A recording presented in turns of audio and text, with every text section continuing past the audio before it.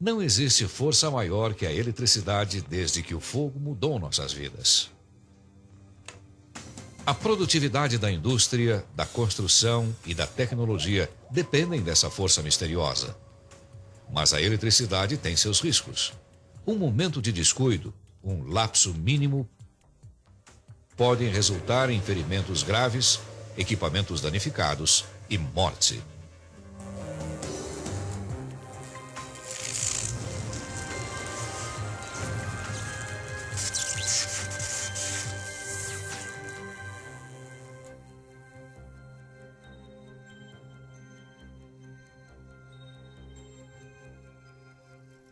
Sempre que trabalhar com eletricidade, você se torna responsável pelo uso seguro da mesma. Isto significa seguir as práticas de trabalho seguras, bem como uma observação ativa dos riscos e a relatação de eventuais anormalidades. Afinal, os operadores percebem os problemas antes e podem quase sempre prover soluções seguras. Para trabalhar seguramente com eletricidade, participe ativamente aprendendo os códigos e regulamentações, bem como as regras de segurança elétrica de suas instalações.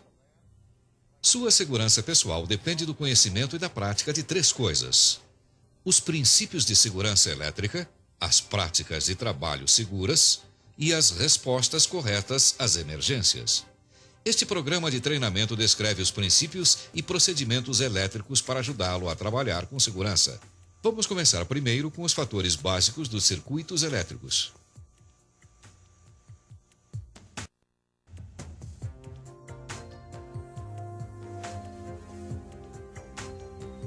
A eletricidade e a água atuam da mesma forma em muitos aspectos.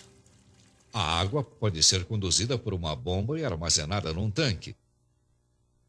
A eletricidade pode ser conduzida através de fios por um gerador e armazenada em uma bateria.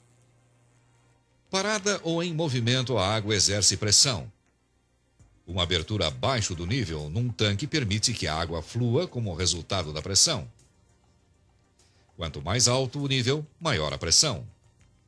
Os canos causam resistência ao fluxo da água em proporção ao seu tamanho. Ao medir-se o diâmetro interno de um cano, pode-se calcular quanta água fluirá através desse cano num determinado tempo a uma determinada pressão. Pode-se explicar a eletricidade quase da mesma maneira.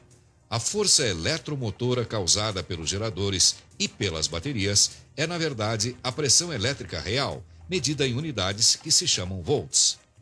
Quando se liga um interruptor e a eletricidade começa a se mover, a intensidade é chamada de corrente, medida em amperes.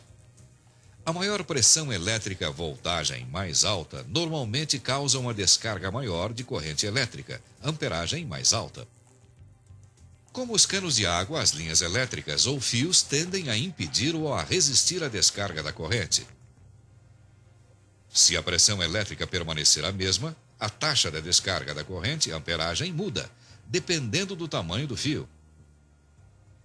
Um fio fino e comprido causa mais resistência. Um fio muito mais grosso causa menor resistência. Assim, mais descarga da corrente. A resistência elétrica é medida em ohms. A resistência em correntes alternadas ou circuitos AC é denominada impedância. É também medida em ohms. Como com a água, as relações exatas entre pressão, descarga e resistência podem ser calculadas matematicamente.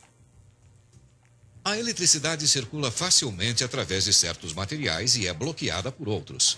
Os materiais com uma resistência muito alta à descarga da eletricidade, chamados de isolantes, são usados para cobrir a fiação e outros componentes elétricos. Estão incluídos neste grupo a mica, borracha, alguns plásticos e a maioria de formas de vidros e cerâmica. Os materiais com baixa resistência à eletricidade, chamados de condutores, são usados para fios, interruptores e conexões elétricas.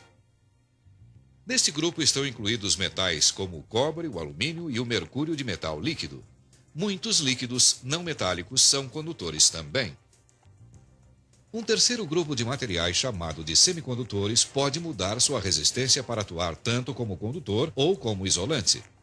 Os semicondutores incluem especialmente as formas processadas de silicone e germânio, que são usados para a fabricação de minúsculos microchips usados em todos os sistemas de computação. Há uma lei natural universal que governa a descarga da eletricidade, como a lei da gravidade governa o fluxo da água.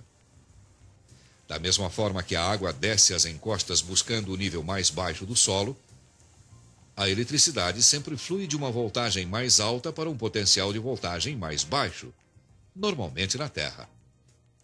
A eletricidade, como a água, podem tomar vários caminhos para chegar ao seu potencial mais baixo ou à Terra.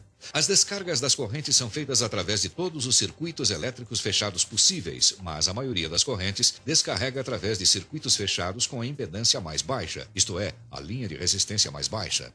Isto explica por que um pássaro pode sentar num fio de alta voltagem sem sofrer qualquer dano. O segredo é que os dois pés estão no mesmo fio, e quase toda a corrente continua a fluir através do fio porque ele provê muito menos resistência que o atalho através do pássaro.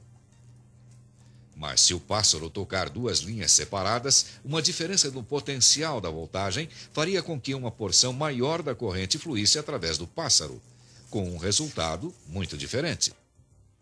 O mesmo aconteceria com você se, em pé sobre a terra, tocasse um fio de alta voltagem. Este é o ponto-chave na segurança elétrica, uma vez que o corpo humano, como o corpo do pássaro, é composto de água, químicos e minerais que se tornam excelentes condutores. A transmissão de correntes elétricas exige um contato simultâneo com dois níveis de voltagens diferentes.